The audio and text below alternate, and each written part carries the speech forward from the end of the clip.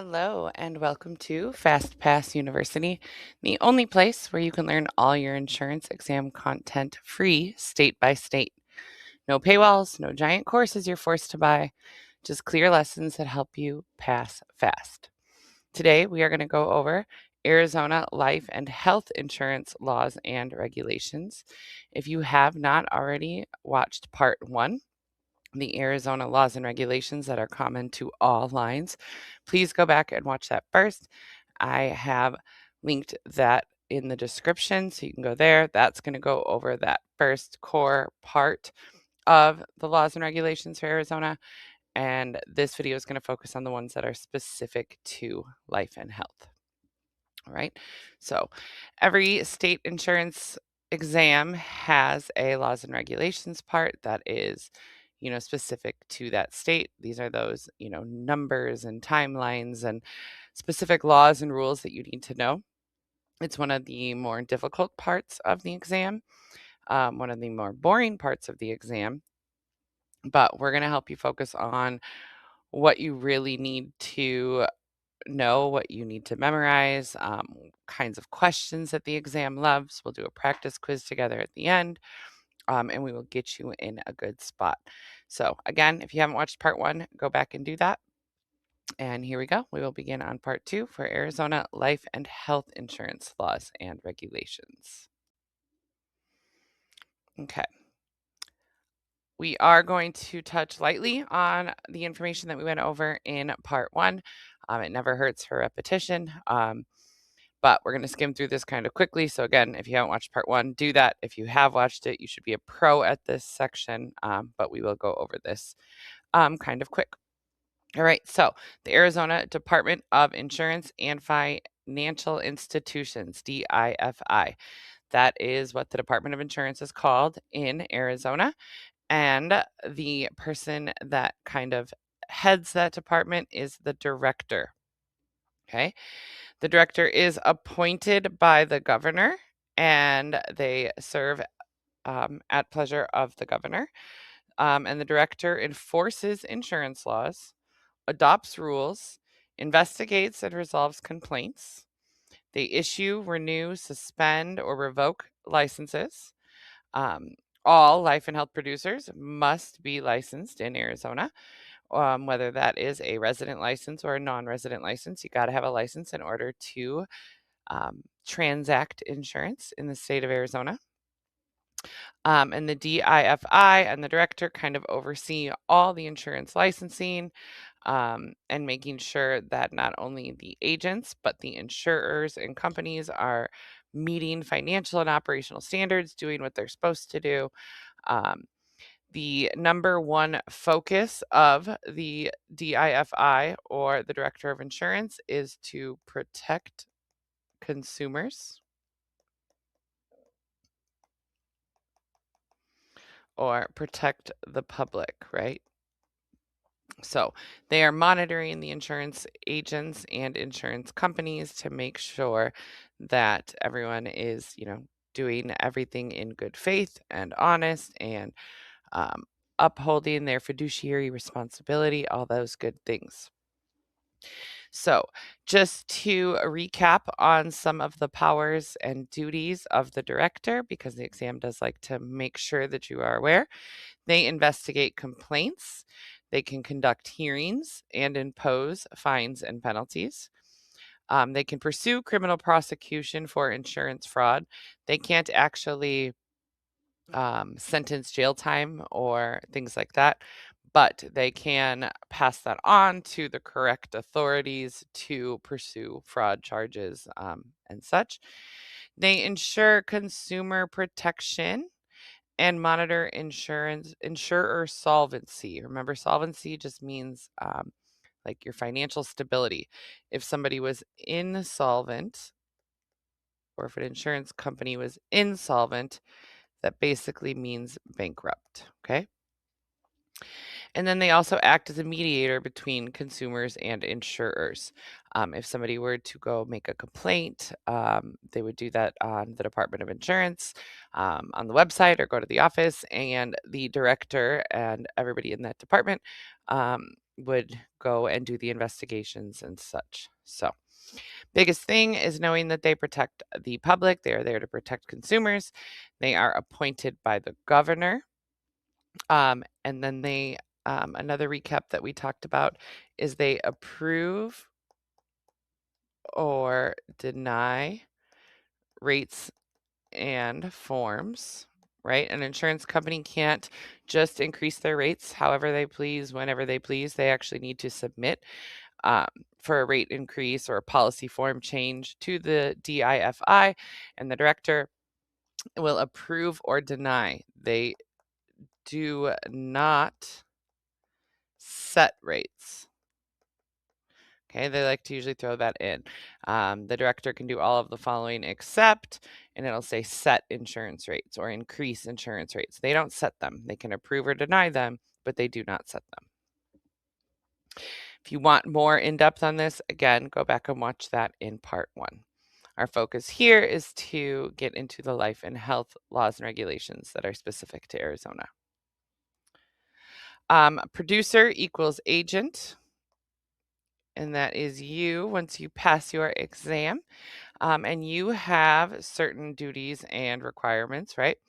Act in good faith and fair dealings with clients, provide accurate policy information, disclose material facts to insurers, maintain fiduciary duty with premiums.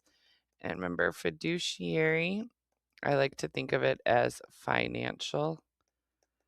So your financial duty, your financial responsibility, anything that's dealing with premiums, right? So the customer's money going to the insurance company, or the insurance company, claim payment going back to the insured. That money is never yours. It is never the agent's. You are just handling it in between. You're the middleman. You must do so with a fiduciary responsibility. You need to keep client information confidential and report required changes and violations. And remember, we've got 30 days to report. So address change, criminal conviction, name change, you can actually get fines and penalties for not doing so. Plus, you want to make sure that they can get a hold of you so that you can get reminders on your continuing education, your renewal dates, and such. Penalties for license violations, right? We talked about unfair trade practices a lot in the last video. So we are not going to dive into that right here. But again, there are fines and penalties for breaking unfair trade practices or license violations. So you want to make sure that you're not doing that. All right. So the life and health producer licensing is the same as what we talked about in video 1. It is the same for property and casualty, but we will recap on this slide a bit because this is an exam heavy area, okay? You could see multiple questions from this slide. So, how old must you be to get your license in the state of Arizona? 18 years old. There are no pre-licensing education requirements, okay? It is suggested, it is recommended, but you do not need to actually complete any pre-licensing education requirements. There are no education requirements in general either. You don't have to have a high school diploma, you don't have to have an associate's degree, and you do not have to have sat through a pre-licensing course, okay? So that is just recommended. It is not required. And moving on. You do need to pass the state exam, of course. There are certain things that can prohibit somebody from getting a insurance license. Um, so you are going to go through a background check and fingerprinting, right? Submit fingerprints and background check. Generally, you're going to be okay. As long as, maybe they were misdemeanors, did something kind of dumb when you were younger. and things that don't involve money or fraud or financial type of things, theft. But to find out for sure, you're going to want to go onto the DIFI website and check if you are worried about something in your background.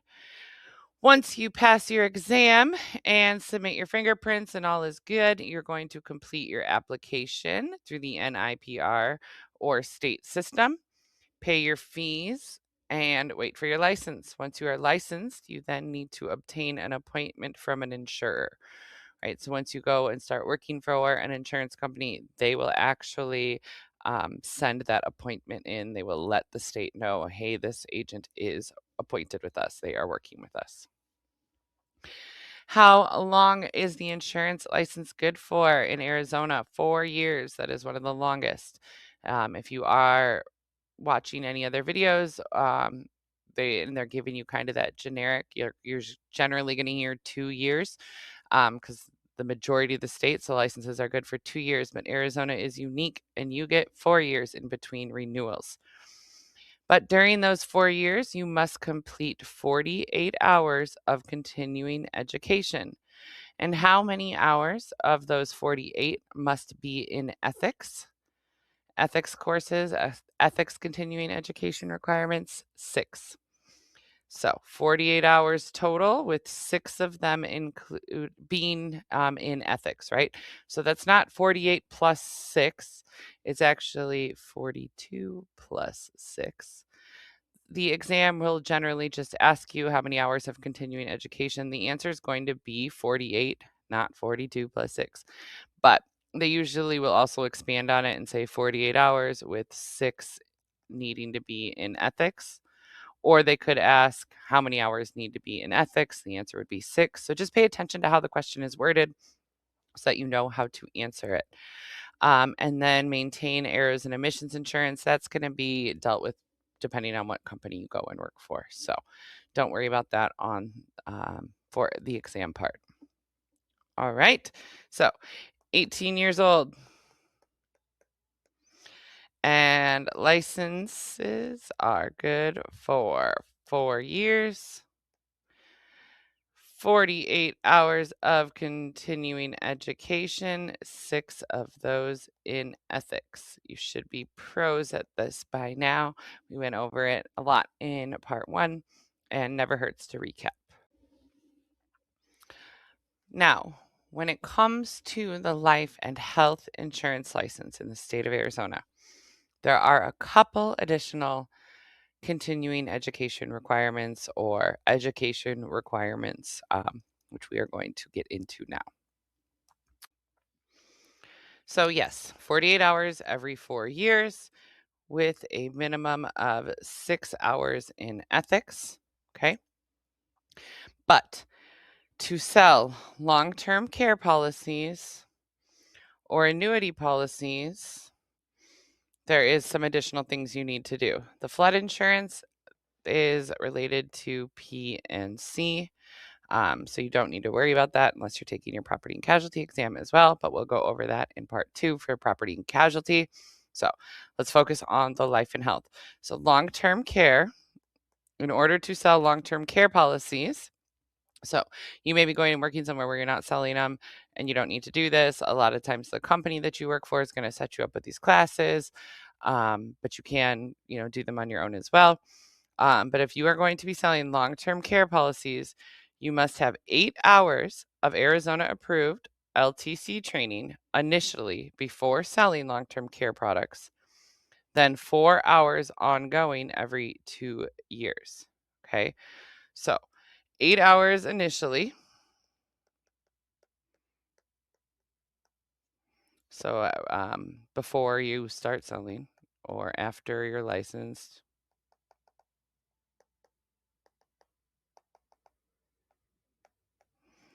And then after that initial first time that you did those 8 hours, you must then do, so this is my then arrow, 4 hours every 2 years.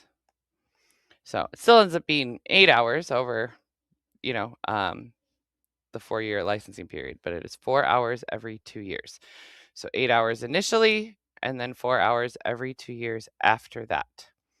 If you will need or are going to be selling annuity policies, you must complete a 4-hour training course before selling annuities. So for annuities, it's going to be before selling or, after you're first licensed initially, you must complete 4 hours. 4 hours of annuity training. Okay.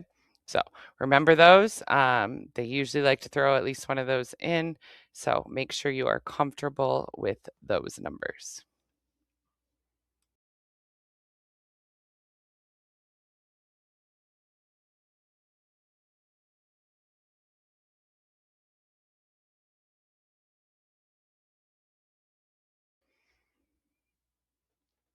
All right. Exam trap, exam tip. If you allow your license to expire, Arizona requires that you pay an additional $100 on top of other renewal fees as a penalty. Product specific training, LTC, annuities, flood, is required before selling those products. Excess CE credits may not be carried over. So if you took 60 hours, you can't carry those 12 over. Generally, your continuing education courses are going to be for exactly what you need, but in case you kind of overlapped, they do not carry over. They do this so that you can stay up to date on any changes and things like that that happen in the industry. But you do need to know that there is a $100 renewal fee or late renewal fee on top of your regular renewal fees if you pass that timeline. But that is generally going to be a shorter window. After so long, you would have to resit for the exam. So don't do that. Get your continuing education hours done and make sure you renew on time. So, just again, going over those long-term care LTC training requirements. That initial training required for producers with accident, health, or sickness licenses. They must complete 8 hours of initial LTC training, and they must be completed before selling, soliciting, or negotiating LTC products. Do you remember from video 1 what the definition or what the term is for selling, soliciting, or negotiating insurance products? And that is transacting. Okay, so transacting insurance, transacting any long-term care products, you must do that 8-hour initial training. Ongoing requirements. After initial training, you must complete a 4-hour LTC training course due every 24 months, every 2 years. Okay. Some content that it's going to cover. You don't really need to know that till you're in there, but just it's going to dive deeper into long-term care policies and suitability, etc. A newly licensed producer exam tip must complete 8-hour initial LTC training before their first LTC sale, even if all other pre-licensing requirements are met. Okay. And annuity training. Okay, we do not need to focus on the flood one. That is for property and casualty. We'll go into that in the P&C videos. But so annuity training is a one-time 4-hour course. It is required before selling annuities. This is for resident and non-resident producers. There are some reciprocities with other states. So if you got licensed in California and you already took your annuity training, they're going to, count that credit over reciprocity. So, but that'll depend on state by state. Not all states have reciprocity, but the majority of them do. When you go to transfer your license, if you are moving out of state, or if you need to get a non-resident license in any other state, it'll clearly walk you through what you need and check for your requirements. Okay.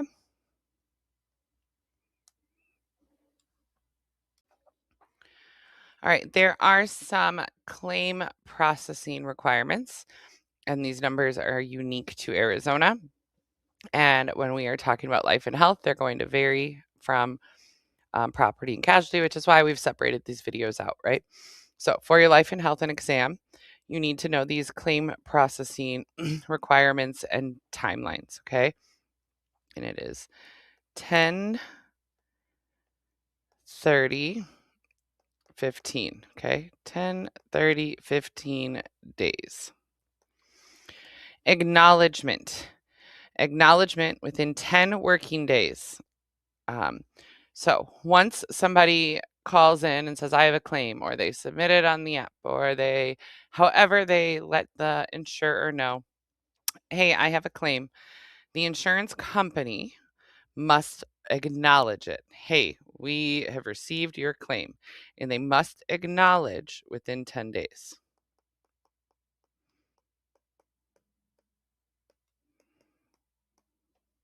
Okay. A lot of this stuff is done behind the scenes, right? When you go to the doctor, emergency room, etc. Um, they are going to handle this, right? They're submitting the claim and all of that, but you need to know how it works. Okay. So, um, insured submits a claim, insurer has 10 days to acknowledge. Then they have 30 days to investigate. All right. So the acknowledgement is just, yep, we've got your claim. Then they're usually going to send out, claim forms, etc. And then they have 30 days to investigate the claim after notification of claim, unless such investigation cannot reasonably be completed in such time.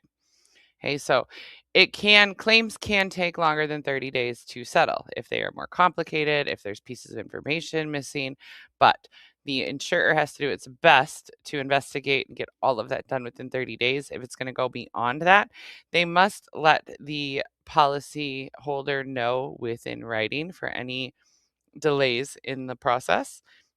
And they can't just delay it for the heck of it, right? It has to be reasonable. After the investigation, they have 15 days to decide, to make a decision. We are accepting this claim and paying it, or we are not. Okay, they can decline it, or it could be we need to further investigate that. But they've got 15 days after that 30-day window of investigation to make a decision. And they must complete they must respond to any communication by the policyholder that reasonably suggests a response. And that is also expected within 10 days. They also need to communicate with the insured about any delays and things like that. And all of those must be in writing. Okay. So 10 days to acknowledge, 30 days to investigate, 15 days to decide. They like to ask a question of which of the following is an unfair claims process, or which one is an unfair way of handling a claim. And they'll give you a couple different options, and then they'll put in denying a claim. No, they can deny claims. Claims get denied, you know, all the time, but they cannot deny a claim without reason, without reasonable explanation, without something tied to the policy, things like that. So if it did just simply say denying a claim, that is not prohibited. That is not unfair. Claims can get denied. But um, denying a claim without reason, or dragging out the investigation, delaying the payment of claims, things like that is not allowed. So, consumer protections. Insurance companies can deny claims based on late reporting if they can demonstrate that the delay materially affected their ability to investigate. Arizona courts apply a prejudice rule, meaning insurers must prove they were actually harmed by your delayed reporting. So, an insurer may assert defenses based upon a breach of the insured of a condition of the policy, which operates as a forfeiture of triggered coverage, such as the cooperation clause or late notice, only if the insurer can prove that it was prejudiced thereby. Arizona follows the notice prejudice rule. So, Arizona follows the notice prejudice rule. Insurers must prove actual harm from the late notice to deny coverage. Know the difference between working days and calendar days. What they're saying here is that if they needed something from the insured, from the person filing a claim, and they were late to report it, or they didn't get that stuff over to the insurance company within a timeliness, and Arizona insurer tries to be like, oh, we're denying the claim, they didn't get this to us.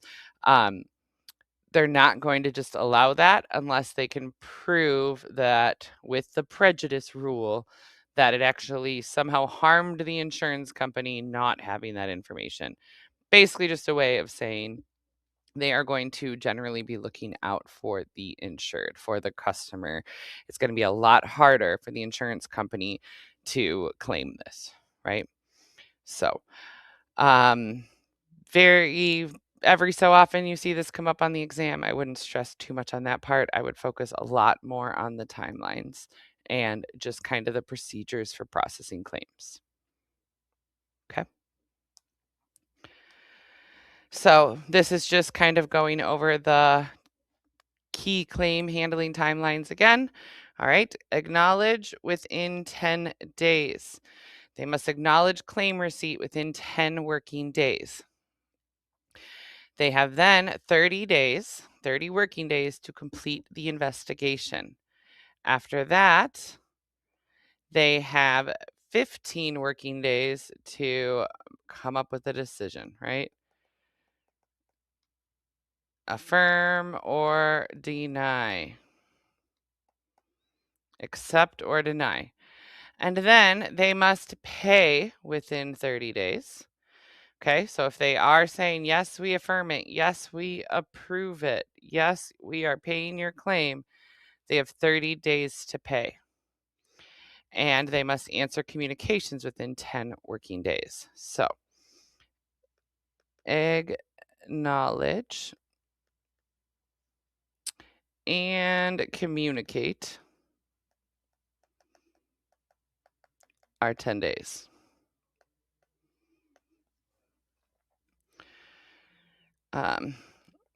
Investigate and pay are 30 days. And decision or affirm, approve, or deny is 15 days. So write those down, put them on flashcards, make sure that you're comfortable with those. When you go into your exam, they will generally have either scratch paper or a notepad on the screen, etc., where you can take notes. Once the timer begins and you are able to begin actually taking your exam, I always suggest writing down everything you can think of, important timelines like this. So you've got that information fresh out of your brain, and then you can dive into the test, especially if you get test anxiety or things like that. You're like, oh my God, I know this, and you're getting flustered. You can go back, look at your notepad or scratch paper. Now, you cannot bring scratch paper in, but the second you get there and the timer begins, you can use your brain, write down anything you can think of so that throughout the test, you can just kind of go back and look at your notes and move on. All right. So, suitability is a real big deal when we're talking about annuity policies. Um, and if you need more training on annuity policies or things like that, you're going to want to go back into your courses or, check out our videos on this and such. Again, I always suggest that you do regulations after learning the rest of the material. So to have a really nice understanding of the policies and how they work and just insurance and the foundations of it, so that when you're learning the laws and regulations, you're not trying to then also figure out what an annuity is right here. Okay. Um, but because they are policies that deal with, potentially a lot of money and, paying people out for long periods of time, sometimes for the rest of your life. And insurers and agents make some money off of this, right? They make commissions from these policies and things like that. Um, there's going to be some stricter rules when selling these policies. And one of those is making sure that it is suitable, suitability rules. You need to make sure that it is a suitable policy that you are recommending to the consumers, to the public, to your customers. Um, can't just be trying to write policies to get commission when they're not going to be in the best interest of the customer. So, Arizona requires compliance with annuity suitability to ensure products match consumer needs and financial situations. These rules follow the NAIC model regulations and apply to all annuity transactions. And the first of that is information gathering. Okay. The producer must collect detailed information about the financial status, tax status, investment objectives, and any other relevant data to determine suitability before recommending any annuity. Okay. There's usually going to be like a questionnaire, some type of form. It may be electronic, where you need to actually ask your customer these questions, finding out their financial status. What's their tax status, tax bracket? What are their investment objectives? Do they want to take a little bit more risk? Are they not wanting to take any risk at all?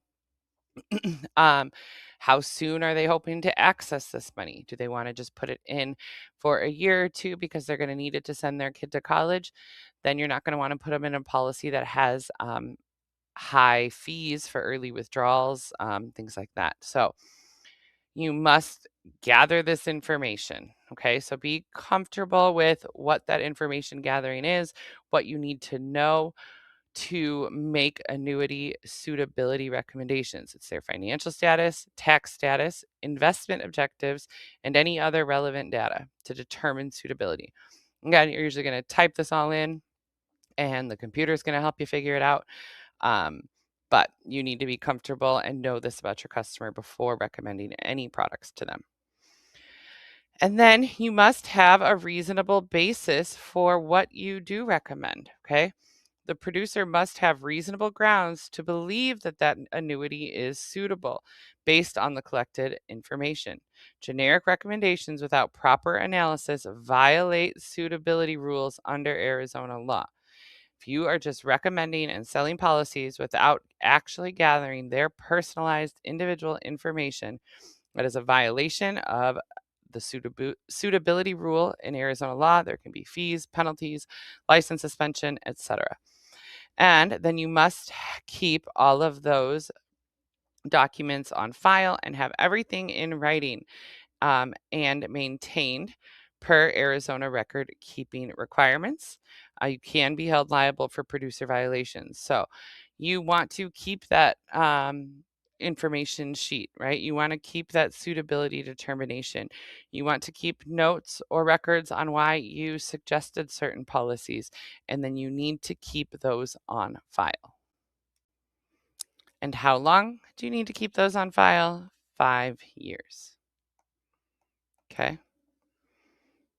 So make sure you're comfortable with suitability.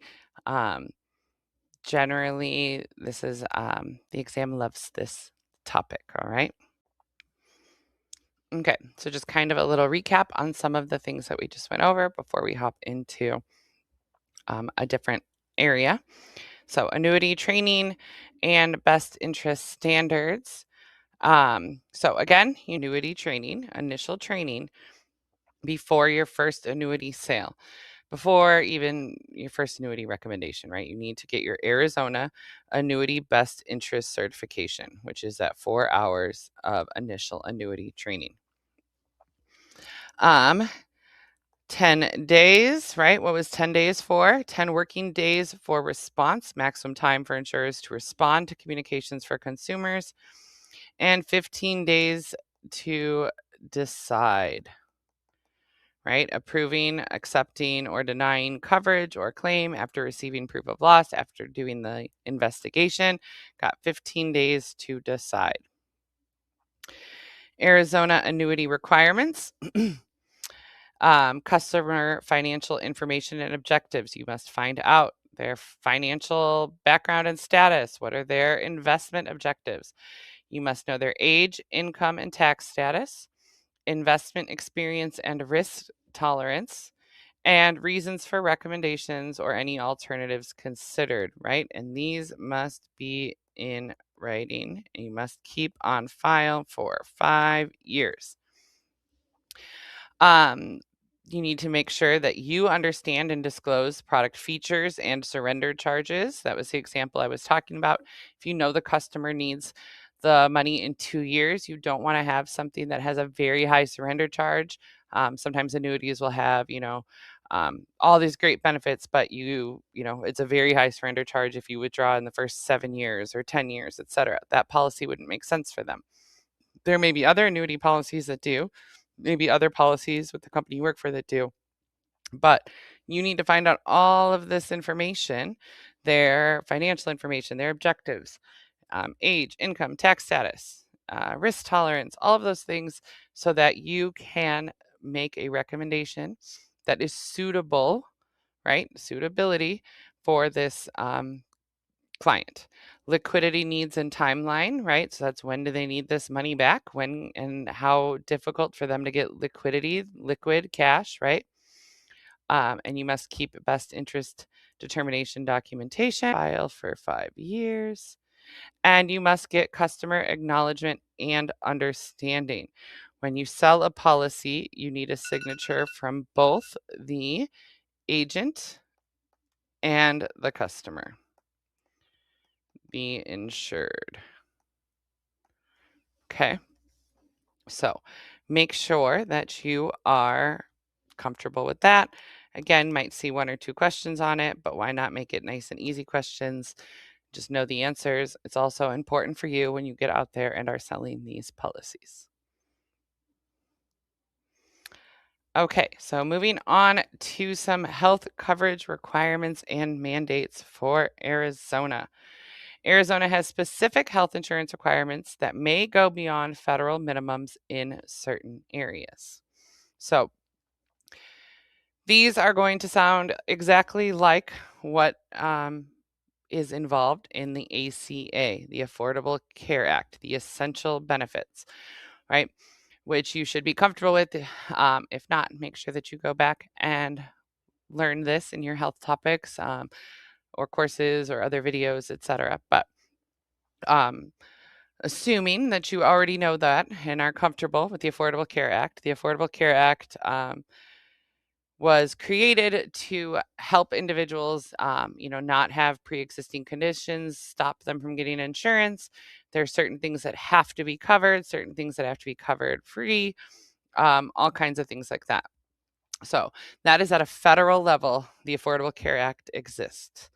But a lot of states went in and also made their own insurance requirements that pretty much just mirror the ACA. And this is in case there were to be a change in the Affordable Care Act at a federal level, that Arizona still has the rights to protect those kind of coverages and things like that and protect their consumers with their policies in the state of Arizona. So you could be like, all right, this is the exact same thing as the ACA. Yes, but it's at the Arizona level. So if you understand the Affordable Care Act and the requirements, you're good. Answer the same thing for the Arizona questions, but understanding why it exists just kind of helps. Okay. So all health policies must follow not only the federal level, but the Arizona requirements and mandates. So they must have coverage for mental health. So Arizona follows federal mental health parity requirements, ensuring that mental health and substance abuse benefits are provided on equivalent terms as med-surg benefits with equal cost sharing and limits. So mental health and substance abuse disorders must be covered the same as any other medical or surgical benefit. Has to be treated exactly the same. Okay. It must also cover the other essential benefits, right? So it must cover preventative care services at 100%. It must include annual exams, immunizations, screening, wellness visits, right? So if they preventative care is things like immunizations, mammograms, your annual checkup, pap smears, things like that, that you that those are covered for free, right? Because if they are able to catch anything earlier on, it's going to save the insurance company a lot of money than in the long run of trying to pay for benefits and take care of somebody that, something could have been found 5 years ago, et cetera. So it's to encourage preventative care and make sure that it is 100% covered at no cost to the insured. They also must follow the maternity and newborn coverage. Pregnancy coverage follows federal guidelines as any other medical condition. Pregnancy cannot be considered a pre-existing condition.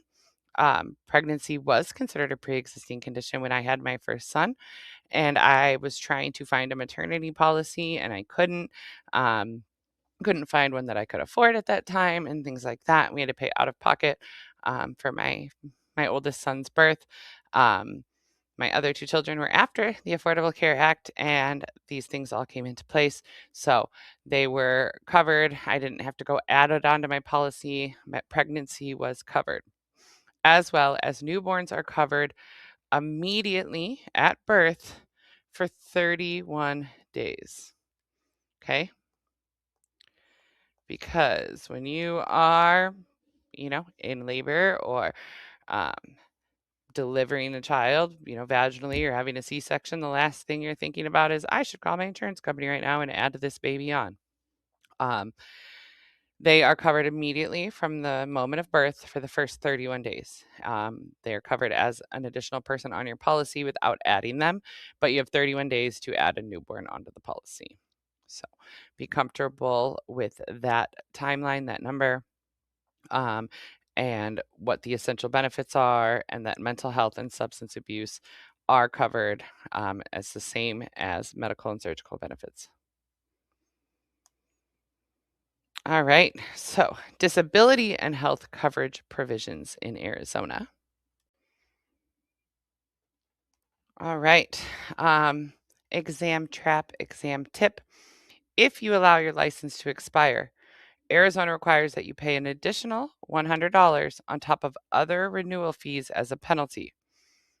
Product specific training, LTC, annuities, flood, is required before selling.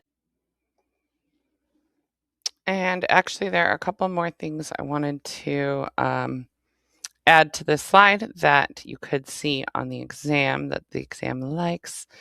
When it comes to delivery and the ACA and the Arizona requirements, there are certain amount of days that must be covered for hospital stays after delivering a child, after giving birth. And for normal vaginal deliveries, they must be 48 hours in hospital stay, completely covered. 48 hours in hospital. Now, they can cover for longer, but it's 48 hours minimum must be covered. And for a C-section, is 96 hours minimum stay in hospital covered. Not that you have to stay for 96 hours. I had a C-section with my last child, and I wanted to go home. I went home after one day. So I was allowed to, based in the state I live in, I was allowed as long as I was doing okay and signed and whatever. So I did. But my insurance policy, had I been in Arizona, would have required that my insurance policy covered up to 96 hours hospital stay after the C-section. And for normal vaginal, it must cover at least 48 hours stay in the hospital. So make sure that you are comfortable with that. They love to ask number questions for state laws and regulations. This is a heavily tested concept. The other thing is that, again, this falls with the ACA, but that all health policies must be guaranteed issue, right? That everyone's going to get approved for a policy, um, that suits them. So they are guaranteed issue. We can't have pre-existing conditions. We can't minimize coverage. It has to have those essential benefits across the board, such as the mental health and substance abuse, or the preventative care covered at 100%, and so on. There are 10 essential benefits. Make sure that you are comfortable with those in general, because you could be asked on those on just the health portion of the exam, but also the 48 hours for a normal vaginal delivery, 96 hours for C-section, newborns covered immediately at birth for 31 days. All right, so now continuing on to disability and health coverage provisions for Arizona. So Arizona disability insurance. You're going to want to make sure that you understand disability policies. They can be a little bit confusing, but we're just going to recap here because, again, we're focused on the laws and regulations portions. So policy provisions, right? So disability policies are going to have different elimination periods and benefit periods and timelines for recurrent disability. So elimination period is the waiting period. It's the waiting period between the disability onset and filing for the disability and when benefit payments begin. That's the elimination period. Benefit period, maximum duration that benefits are paid. So depending on what policy we're talking about, is it an Arizona disability policy? Is it a private one that you purchase? Those are going to vary by policy. And then, so again, if it was, maybe it's a 6-month policy, maybe it's a 5-year policy, it's going to just depend on the policy and how long they pay out. But the definition of how long they pay out is considered the benefit period. And then recurrent disability, those are provisions for disability returning within specific timeframes. So, if you hurt yourself, and let's say, again, you're gonna learn about this more in your disability sections in your health, but let's say there was your injury and you had a waiting period of 6 months, and then you went back to work, and that same injury started bothering you again. That's just terrible. It's hard to write on an iPad in general, but that was just awful. So same injury. We'll say same problem, same health, same disability, same thing that, got you disability payments before. If it happens within a certain time frame, they call that recurrent disability. That's going to depend on the policy. But you may be able to skip the waiting period again. They're not going to make you go through waiting for that 6-month period if it happens within a certain time frame. And again, that's going to determine on the policy. Okay. Arizona may have specific requirements for disability income policy sold in the state, following both law and NAC model regulations. You don't need to know the complete different income policies or income limits. It's not going to be tested on. Now, I can never guarantee it's not going to be tested on. I wouldn't focus too heavily on, income levels or things like that are not as often seen on the exam. I would just make sure that you're comfortable with, the timelines and numbers that we're giving you. Now, obviously, you can go through and read your regulations, and study every single sentence that you want in those chapters, but it is exhausting. The information that we are going over here is the most important part, the most common things you're going to see on the exam, and will get you to a pass. So Arizona follows federal COBRA requirements for group health continuation coverage. So COBRA is the continuation of health insurance after leaving a group policy, after leaving a, whether you were terminated or fired or death, divorce, things like that. So COBRA is continuation of benefits, right? And so the timelines are 18 to 36 months, depending on the qualifying event. So you want to make sure you know these. For termination, right, whether you were fired or quit, etc., it's 18 months of continuation that you are allowed to continue with COBRA coverage if you know, switch to that policy within 31 days. You sign up for your COBRA policy. It's going to cost a little bit more money because you're no longer on the group policy. And for termination, you can be on it for up to 18 months. For divorce or separation, you can stay on it for up to 36 months. And for death of employee, it is up to 36 months for dependents, right? And with same with divorce or separation, this is for dependents. So if you were on your wife's policy and you got a divorce, you can sign up as long as it's within those 31 days for COBRA, and you can stay on that policy for up to 36 months. So for death and divorce or separation, 36 months. For termination, 18 months.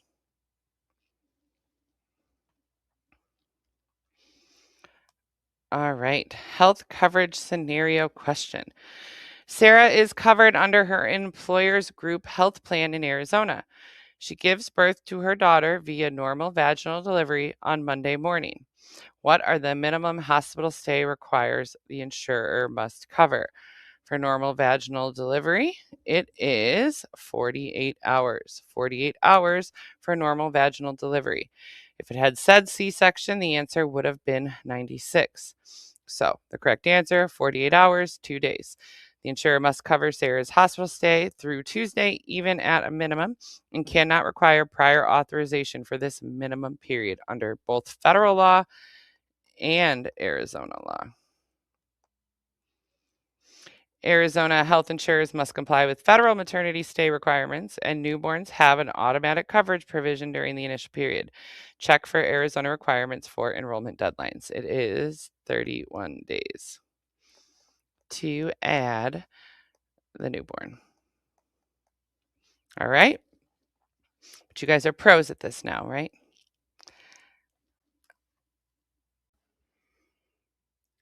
Okay, so moving on to coordination of benefit rules, COB. When a person has coverage under multiple health policies, health plans, continuation of benefit rules determine payment priority and benefit coordination. So, if somebody is covered under more than one policy, let's say two married people, spouses have each other on each other's policies, right? Maybe it makes sense for them to do so. Maybe their work covers their policy completely. Maybe they just want to do it that way. Um, maybe one policy, has some limitations, etc. Anyway, if somebody is covered on more than one policy, generally we're talking spouses or children, dependents. If there was a claim, they needed to come up with coordination of benefit rules. Whose policy pays first? Of course, they cannot just make this simple and do it the same across the board. It's one of those things the states have tried to do to be unique, and everybody's is different. Arizona follows the birthday rule, and we'll get down to that in a second. But um, basically, right, you cannot profit from insurance, as we talked about in video one, and when you were going over just general insurance and insurance basics, is that insurance follows the rule of indemnity, or to indemnify, right? And that is to bring a person back to whole, bring them back to where they were before the loss. If your car is totaled out, they're going to get you back into a car that is of, similar value. You're not going to crash your 20-year-old car and they put you in a brand new Cadillac. If your house burns down, they're going to try to rebuild or help provide the money to purchase something that is of similar. In life insurance, they cannot bring a person back to life, but they're going to try to bring them back financially where they were maybe before that person died, covering the mortgage, etc. So if you had two health insurance policies in play and you go to the hospital for a couple days, and your insurance policy pays those hospital bills, the other policy isn't going to also pay those hospital bills, right? The hospital can't profit from it. Your doctors can't profit from it. You can't profit from it. They're not going to then cut you a check for $30,000, right? So only one policy can pay for a loss at a time. So whose policy pays first? Whose is primary, right? Because total benefits cannot exceed 100% of allowable expenses. So they are going to have a primary versus secondary plan in place. So when it comes to the individual, the policy owner, right? Individual or policy holder, whoever owns that policy is first. So primary plan, your primary policy pays first. So if they gave you a scenario question that a husband and wife were on each other's policy with their 3 children, and the husband was in the hospital, whose policy would pay? The husband. His policy is going to pay first. Same with the wife, or however it works. The primary policy, the person that owns that policy, is going to be primary always. But now, what about the kids, right?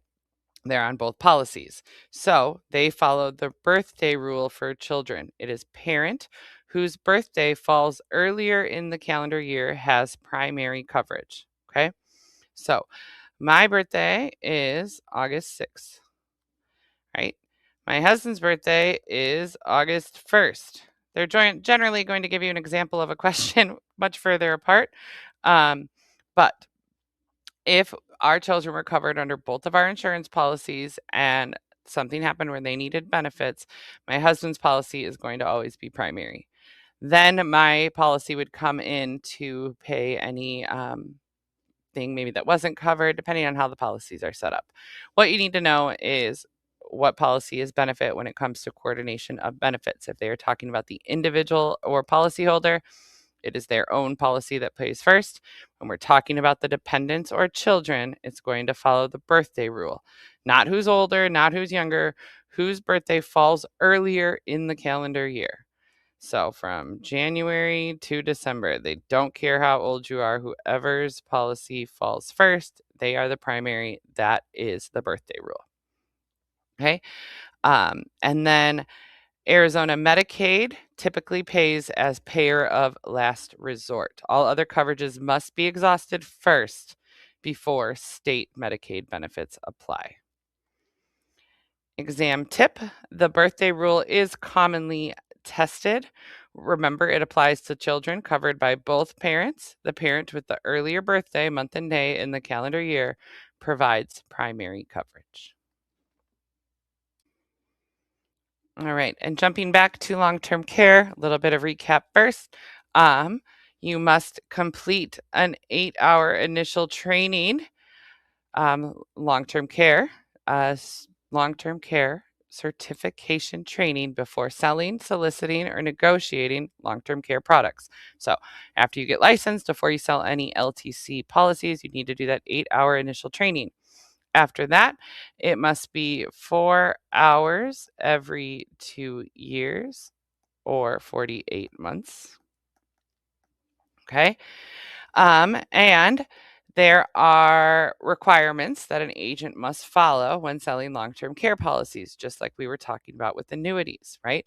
So they need to make sure that they are giving all disclosures, including policy outlines and buyer's guides per NAIC model requirements and state regulations. What it really is that a buyer's guide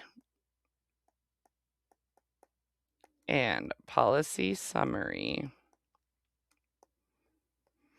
must be provided at or before application. and collecting that first premium.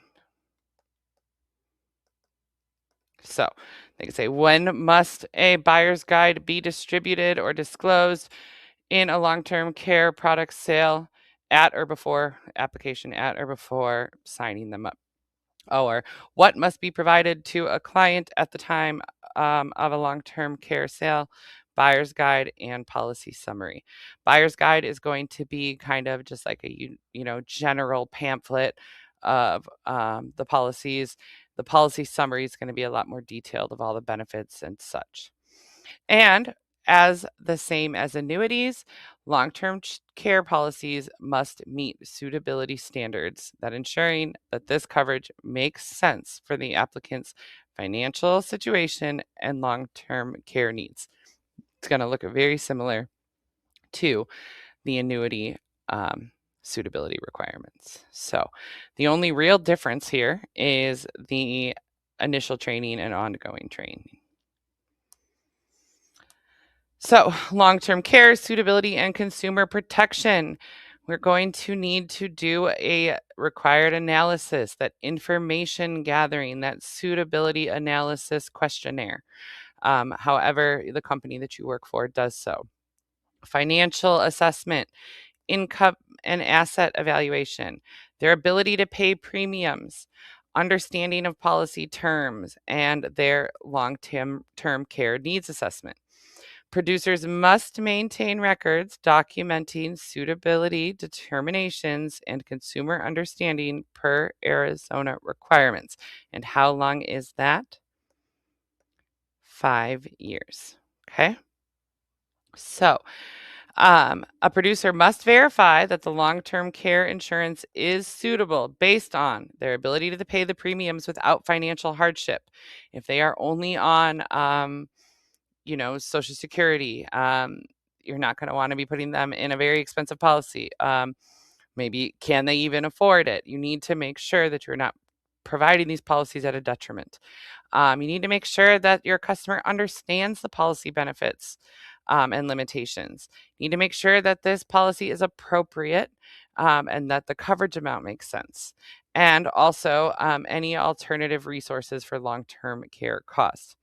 Arizona follows the NAIC model suitability standards, special attention required for applicants with limited income. Additional suitability documentation may be needed. So there may be a situation where somebody is on Social Security income or limited income, but they have maybe a large amount of savings or a 401k or a pension or et cetera. So pay attention to how the question is asked. If they are just on Social Security, it is not suitable. And that is a exam question. Just on Social Security income, not suitable to get a long-term care policy. Now, if they ask you a question where they are on Social Security, but they have another amount of income, another source of income, savings, things like that, then it would be unique to the situation. But just know that if it's just that it would not be suitable. Okay, long-term care sample exam question. Producer Mike is meeting with Janet, age 72, who wants to purchase long-term care insurance. Janet's primary income is $1,200 a month from Social Security, plus $400 from a small pension. She has $45,000 in savings. Mike completed his 8-hour long-term care training 2 years ago. What must Mike verify before selling Janet a long-term care policy? Now, this question is not exactly how you would see an exam question because there's going to be a couple things that are in here that we want you to notice, right?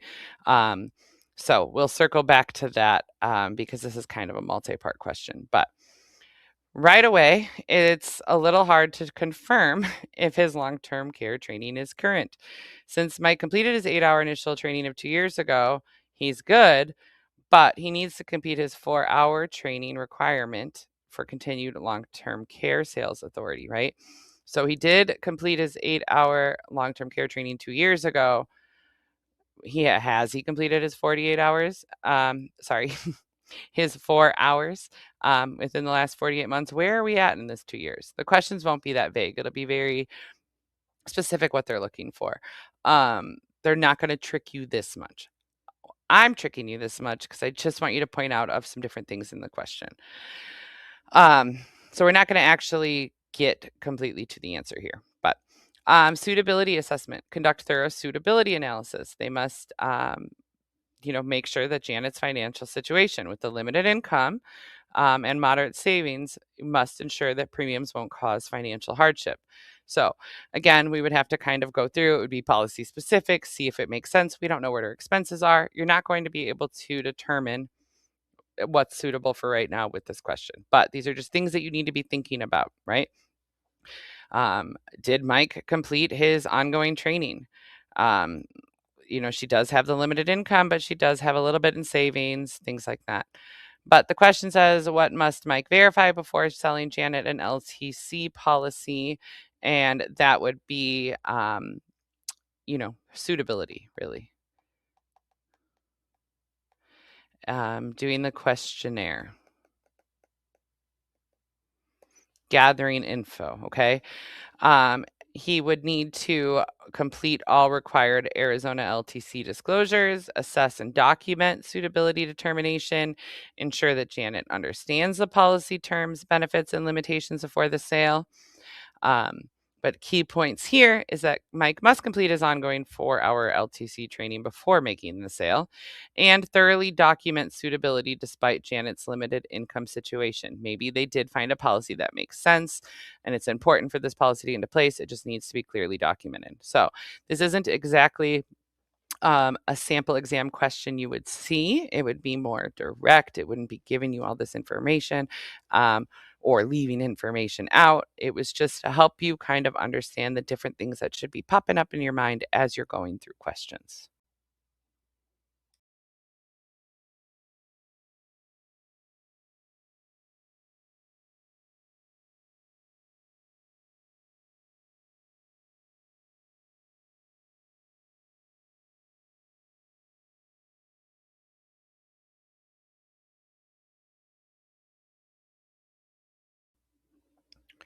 All right, moving on. And this is a recap of unfair trade practices. Did go over this in part 1, but again, repetition is important, and these are highly tested areas. So let's go over these unfair practices, prohibited practices, prohibited acts, things like that. Basically, just things you cannot do as an agent. Okay, or there will be fines, penalties, could have license issues, etc. All right, so misrepresentation. Misrepresentation is misleading statements, misleading policy terms, making it sound like, oh, this will cover everything, or, just not being truthful, misleading information about the policy terms, yourself or the company that you work for. Right? So misleading statements trying to induce a purchase. So that would fall under misrepresentation. Now, I know when you see the word induce, you're probably thinking rebating, but this is misleading statements to induce a purchase. Okay. Now, twisting is still misrepresentation, and it is misrepresenting policy terms to induce replacement, inducing them to convincing them to switch their policy to yours. So canceling or lapsing or switching their policy to yours, twisting their arm by misrepresenting your policy to get them to replace their current policy with yours. Now, as I said, in part 1, we absolutely can get customers from other insurance companies. That's what we all do. Everyone's just out there trying to get the customers to come sign up with them. But you must do so in an honest way. So if you are misrepresenting your policy and trying to induce them to replace their policy or cancel their policy and switch to you, then it would be twisting. Rebating is bribing. Rebating is you usually see the word induce when the question is about rebating, because it basically means bribe. But this is going to be anything of value or commission sharing, which is a value, right? That's money. Or premium payments. Again, that's of value. It's going to be anything of value that you are bribing the customer with. That would be rebating. Churning is excessive transactions for commission. Churning things that are already in the pot, already in your book of business, trying to rewrite the policy but put the husband's name before the wife, or just rewriting it and switching it up a bit. It's just trying to get excessive commissions, trying to get paid again from the insurance company. That is churning. That is unfair trade practice. It's theft, really. I mean, you're lying and putting somebody that's already in your policy, already in your book of business, into, the same policy, things like that. Now, it's not to say that if somebody has their health policy with you, that you can't also get them an annuity policy or a long-term care policy or home and auto and health and life, all those things. It's rewriting a policy that doesn't need to be rewritten, of the same type of policy just to get commission. That is churning. Okay. And Arizona violations, these are so operating without proper licensing. At first, I was reading that like operating a vehicle. No, it means acting as an agent. Transacting insurance without a license would be a violation, right? You cannot sell, solicit, negotiate, transact insurance without a license. No commission sharing without a license. No license equals no commission. Violating appointment requirements if you're not appointed with a company and saying that you are, etc. Commingling client funds, right? That would be a breach of what? Your fiduciary duty. Fiduciary, think of the F in fiduciary as the F in finances or financial, your financial responsibility, and that is with the premiums. Cannot mix their money with yours. If a customer comes in to pay their policy, you can't then, pay your office internet bill or take everybody out to lunch or pull out your commission, right? You need to remit it to the insurance company and wait for them to send you their commission. The money is never yours. And failure to maintain required records. All of these things are violations. You can face a couple different penalties: license suspension or revocation, cease and desist orders, civil penalties, and restitution requirements. You can also face criminal penalties: insurance fraud, prosecuted under state law, penalties for serious violations, restitution to victims, permanent license revocation. Arizona follows the NAIC model of unfair trade practice with state-specific penalty amounts and procedures. And we went over these in part one, but we're going to talk about them right now. Unintentional violations of a producer is $250 per act, up to a max of $2,500 per act. And these are for unwillful, unknowing, accidental, unintentional. So even if you didn't know what you were doing was wrong, you can still be fined up to $250 per act, up to a max of $2,500 per act. So, forgetting to change your address, things like that, but you should know better. And then for willful or intentional acts, it is $2,500 per violation, up to a max of $15,000.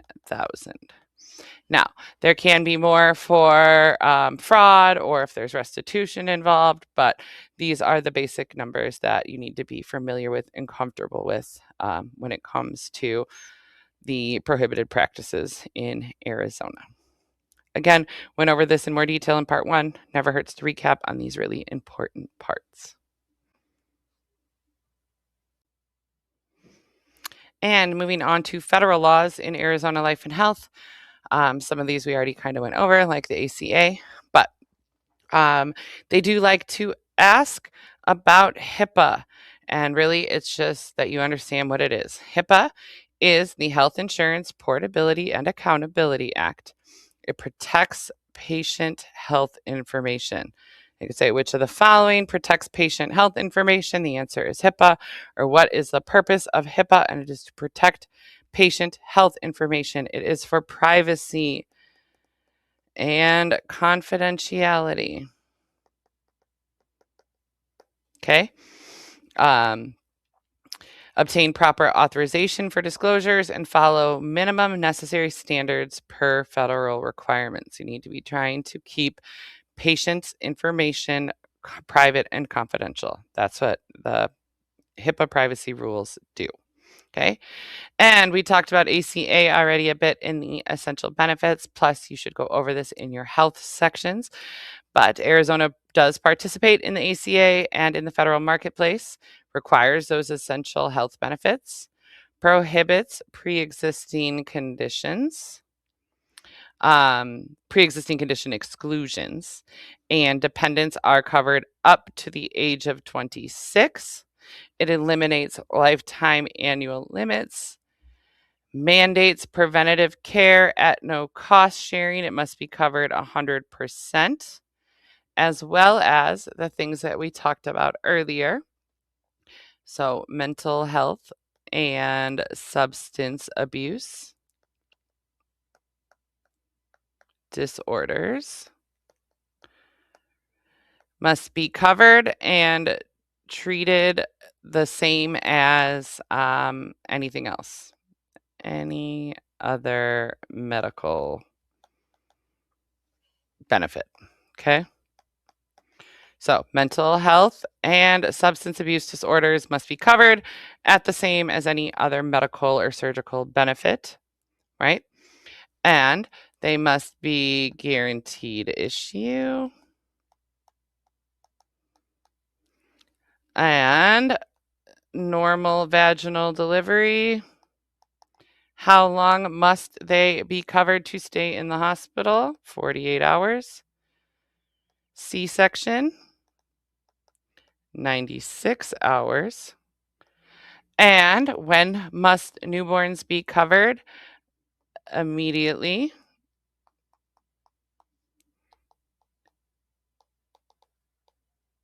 At birth.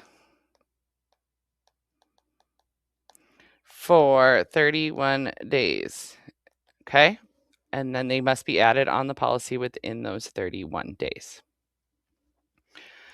All right. And then Medicare supplement. Medicare supplement or Medigap, which again, you'll go over those in more detail in your health policies, but Arizona follows the Medicare supplement regulations, standardized Medigap plans, 6-month open enrollment at age 65, right? So when they turn 65, they have a 6-month open enrollment period, and they must have guaranteed issue rights and strict marketing rules. And it requires appropriate licensing and training per Arizona requirements. You usually need to take an additional Medicare supplement course or some training before selling these policies. All right. ACA and PPACA, Arizona Health Insurance Marketplace. So, as we said, Arizona participates in the marketplace under the federal ACA requirements, which we discussed, right? It has to cover all of those essential benefits, like we said, and the maternity coverage and newborn coverage and mental health and all of that. But they also have eligibility for things like Medicaid, and access and things like that for certain income levels and such. So you generally do not need to know the percentage of federal poverty level. That also may be changing here in the next couple of months, depending on when you're watching your video. We will always make sure to stay on top of state laws and regulations. And when there's exam changes, we will update our videos. But You're generally not going to be asked on the federal poverty level for these types. You can, so don't ever quote me saying you won't be. But I wouldn't worry too much on the different levels, like the 400% poverty level, etc. But there, Medicaid, right, is aid for the financially needy, those that cannot afford policies, um, may be eligible for Medicaid. But then there's also this kind of area in between, right? So if you are above the poverty level income threshold, but still not making enough to afford a full policy, the full policy premium from the marketplace, there are premium tax credits available up to 400% of the poverty level that will reduce the premiums, right? Cost sharing reductions for eligible applicants. So just knowing that for somebody that may not be Medicaid eligible, depending on where they're at, up to 400% of the federal poverty level, they may qualify for tax credits, which will lower the cost of that policy that they need to go get in the marketplace. The Arizona Medicaid program is called Access, AHCCCS. So for those that fall within the income requirements, they get access. If not, then they would go to the Arizona Marketplace and see if they qualify for some of those premium tax credits.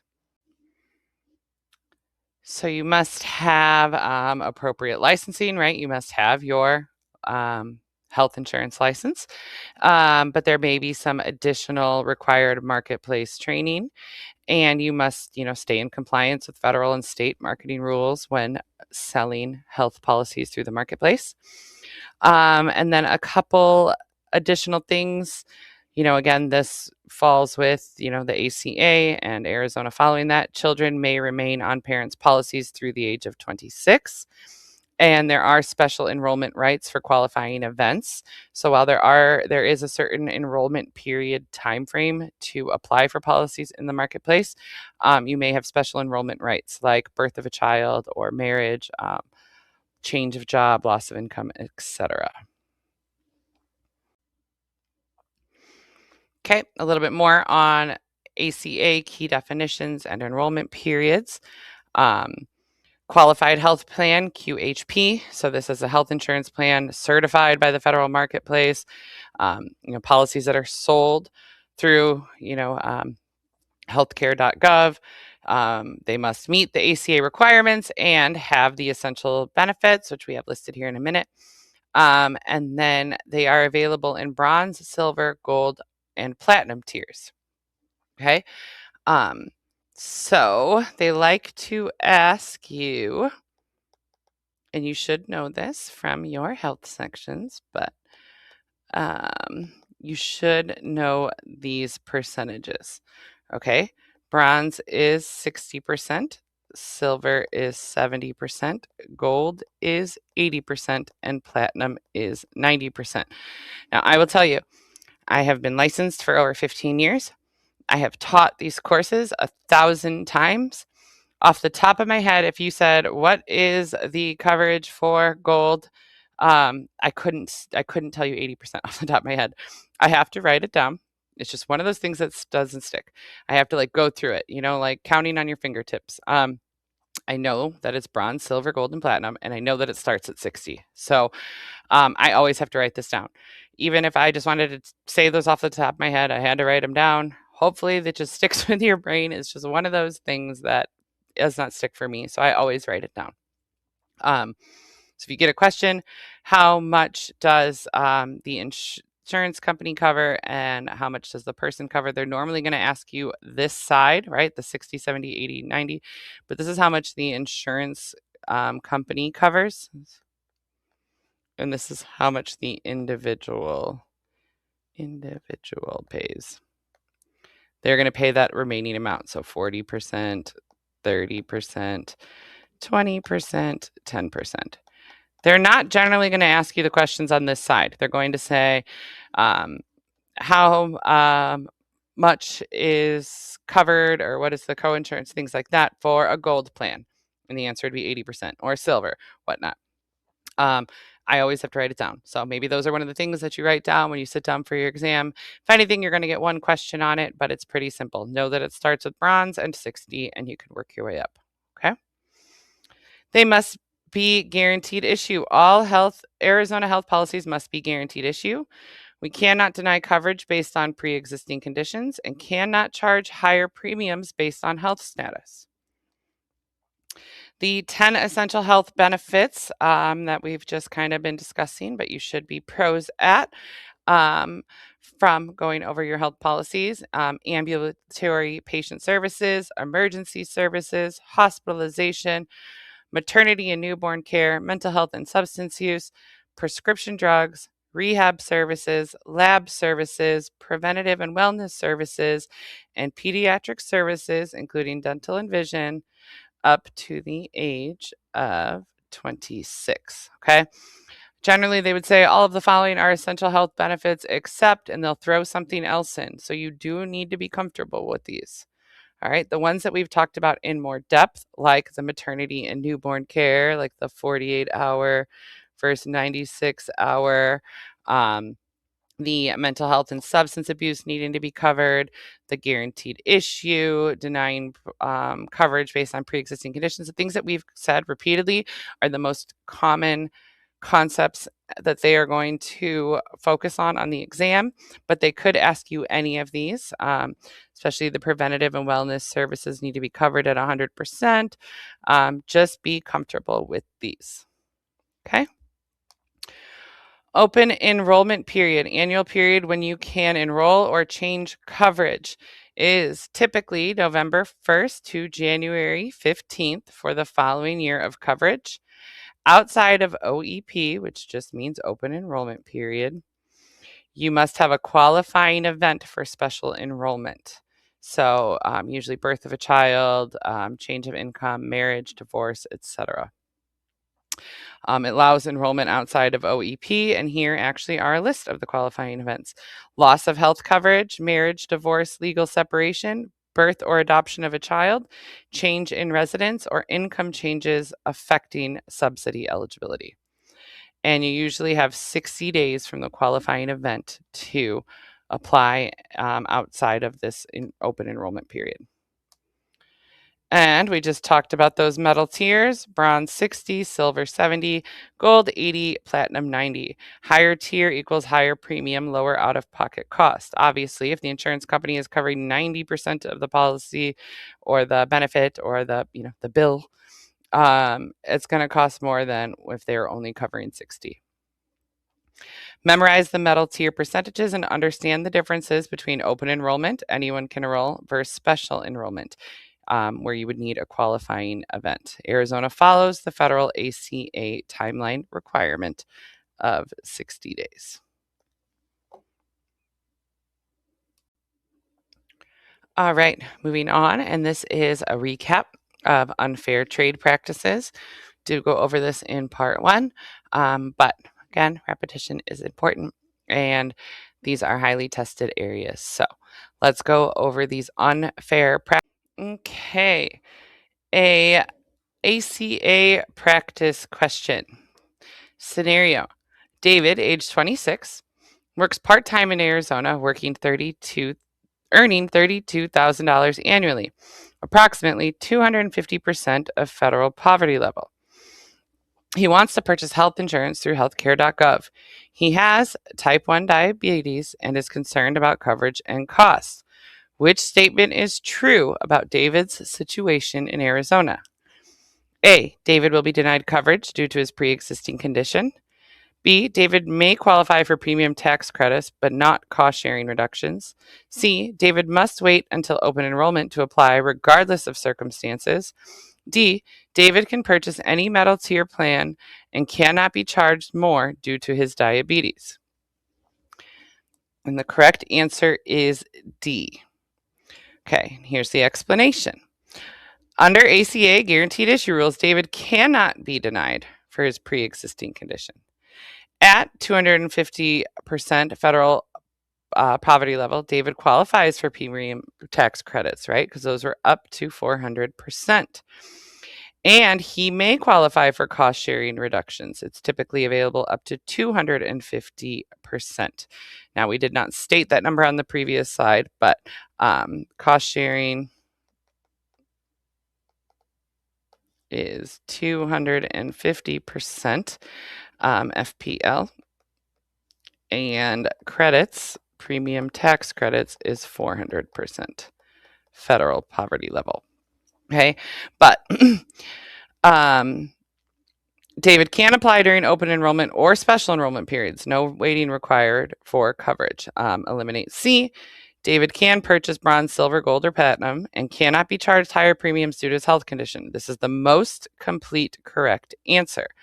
So we knew right away that A was incorrect, right? David will be denied coverage. No, we cannot deny people for pre-existing conditions. Now, David may qualify for premium tax credits, but not cost sharing reductions. Now, even without knowing, without us discussing the federal poverty levels, it still says like may qualify. No, he does qualify for premium tax credits, but saying not cost sharing reductions, it just seems too matter of fact. Let's look on to the next questions. This one I would have put as like a maybe. David must wait until open enrollment to reply regardless of circumstance. No, that's too matter of fact, right? We don't know the circumstance, right? So David can purchase any metal tier plan and cannot be charged more due to his diabetes. This is the most correct answer. And sometimes they will ask you questions like that.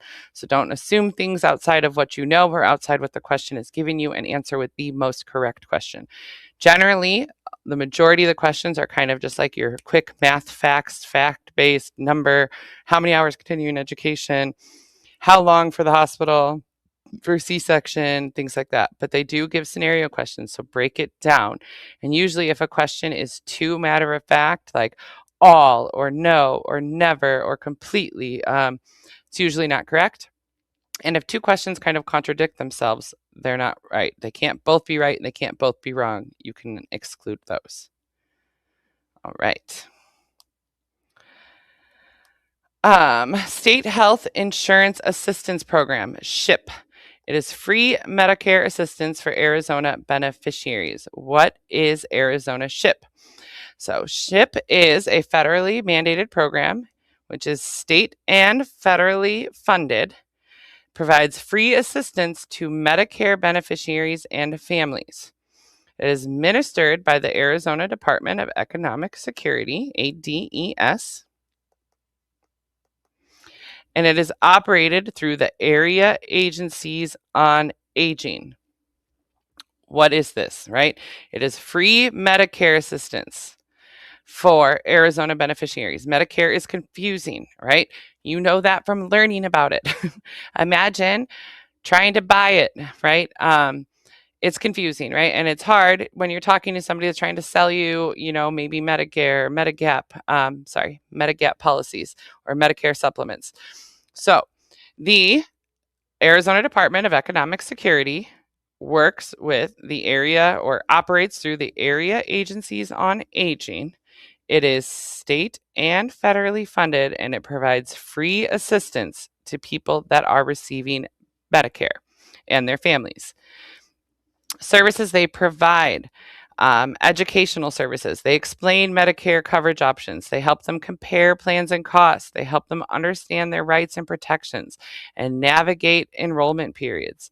They are consumer advocates, consumer advocacy. They will assist with claims issues and resolve billing disputes and address coverage problems, file complaints if necessary, right? They're there to help people that are receiving Medicare or about to receive Medicare, navigating Medicare, learn about Medicare from an unbiased, just helpful person who's going to help them understand their coverage, their cost, claims, anything like that. And that is called SHIP, State Health Insurance Assistance, and state and federally funded free assistance to Medicare beneficiaries. It is administered by ADES and operated through the Area Agencies on Aging. It provides assistance with Medicare, Medicare Advantage, Medicare Supplement, prescription drug plans, Medicaid, and long-term care planning. Exam tip, remember Arizona SHIP is free. It's federally mandated and covers Medicare, Medigap, and Medicare-related issues. Know that it is operated through the state's area agencies on aging system. All right, we are going to move on to the practice quiz. And actually, real quick, I just want to say something. When you're going through the laws and regulations, and one of them has the name of the state in it, right? So Arizona SHIP. If it has its name on it, or the Arizona Health Insurance Marketplace, things like that, they're going to generally ask you questions about it, or access, right? If they have their name in the law and regulation, just think that, hey, this law has our name on it. We're going to ask you about it. So be prepared to see an Arizona SHIP question. Be prepared to see a question on the Arizona Health Insurance Marketplace, right? Which basically it just follows everything that the ACA does. But just make sure that you're comfortable. If the question has the name of the state in it, or the rule or law has the name of the state in it, they're going to ask you about it. So when you're skimming through your sections or your chapters, pay attention to those, which we have gone over here, but it's just kind of a nice rule of thumb.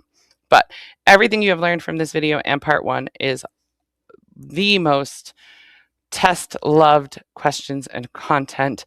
You will do wonders if you are comfortable with this material. You can pass this section no problem with the information that we've gone over here, which is the majority of the things covered in the laws and regulations. Now, you may see other items in there.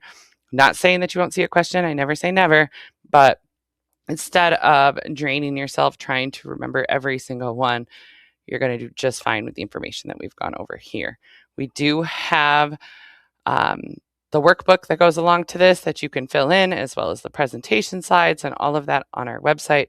So go check that out. We also are building our quizzes and exams and practice test libraries. You can check those out as well. We also have tutoring and courses and continuing education, all of those things. FastPassUniversity.co, that is .co. And we also have our school community, school.com/FastPassUniversity. So we've got you through your entire insurance journey. Now, let's jump on into that practice quiz before we wrap this up. We will go over the answers afterwards. Number 1, Arizona insurance producers must complete how many hours of continuing education every 4 years? 24 hours, 36 hours, 48 hours, or 60 hours? Question number 2, how long does an Arizona insurer have to acknowledge receipt of a claim? 10 working days, 15 working days, 30 calendar days, or 45 calendar days? Question number 3, before selling annuities in Arizona, producers must complete how many hours of training? 2, 4, 6, or 8? Number 4, under the ACA birthday rule for dependent children, which parent's plan is primary? The parent with higher income, the parent whose birthday falls earlier in the calendar year, the father's plan is always primary, the parent who enrolled the child first. If the question has the word and the answer in it, there you go, right? We are going to go over these afterwards, but just wanted to point that out. Question number 5, Arizona insurers must complete investigation of claim within how many days? 15, 30, 45, or 60? Number 6, Arizona producers must complete how many hours of initial long-term care training? 4, 6, 8, or 12? Number 7, Arizona insurance licenses are renewed every how many years? 2, 3, 4, or 5? Number 8, what is the actuarial value of the gold tier health plan under the ACA? 60%, 70%, 80%, or 90%? Number 9, Arizona follows which rule regarding late notice of insurance claims? A, strict compliance rule, B, notice prejudice rule, C, 30-day grace period rule, or D, automatic denial rule? Number 10, the free Medicare counseling program in Arizona is called Arizona Medicare Assistance, SHIP, State Health Insurance Assistance Program, DIFI Medicare Help, or Arizona Senior Services. All right, let's see how you did. Question number 1 is 48 hours. You must complete 48 hours of continuing education every 4 years, including at least 6 hours of ethics training. This is one of the highest CE requirements in the country, but it's also one of the longest licensing periods in the country. So, number 2, 10 working days. You've got 10 days to acknowledge receipt of a claim and provide necessary claims forms and assistance. Number 3, 4 hours. Both resident and non-producers must complete a 4-hour annuity best interest certification training course before selling annuities in Arizona. Question number 4, the parent whose birthday falls earlier in the calendar year. If it said birthday rule and that was the only answer with the word birthday in it, you could have just moved on, right? So it has to do with which parent's birthday falls first in the year, in the calendar year, not with age.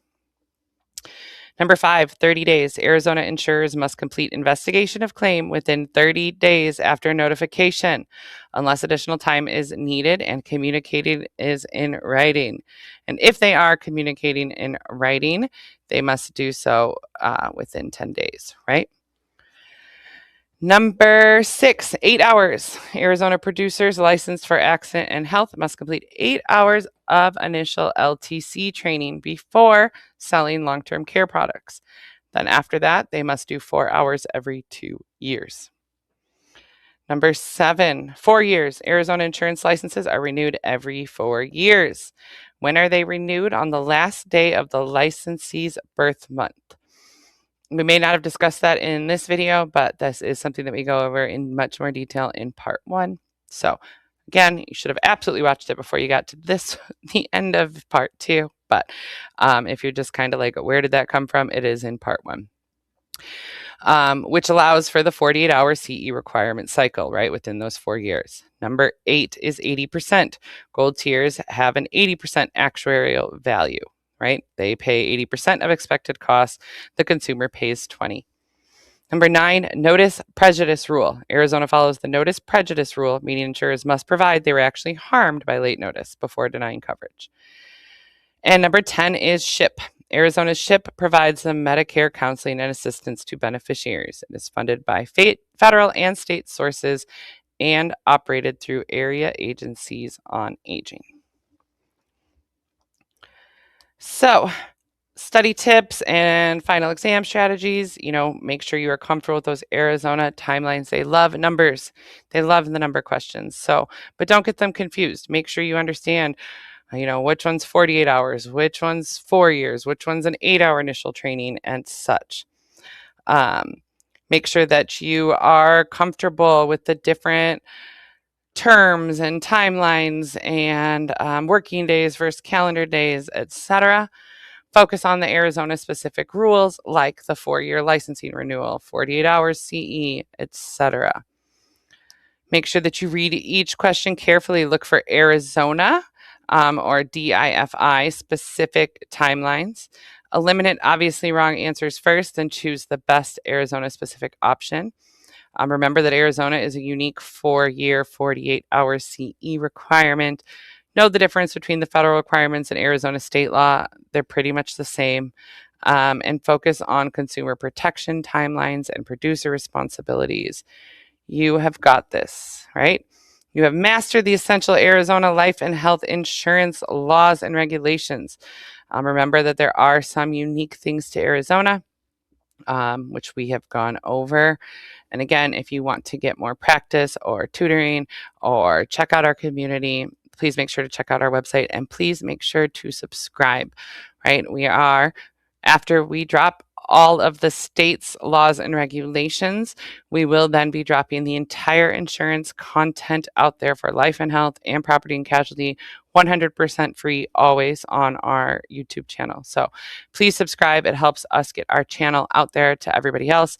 It helps us grow faster and we can get content out there faster. So please hit that subscribe button and I will see you soon. Okay. A ACA practice question. Scenario. David, age 26, works part-time in Arizona, earning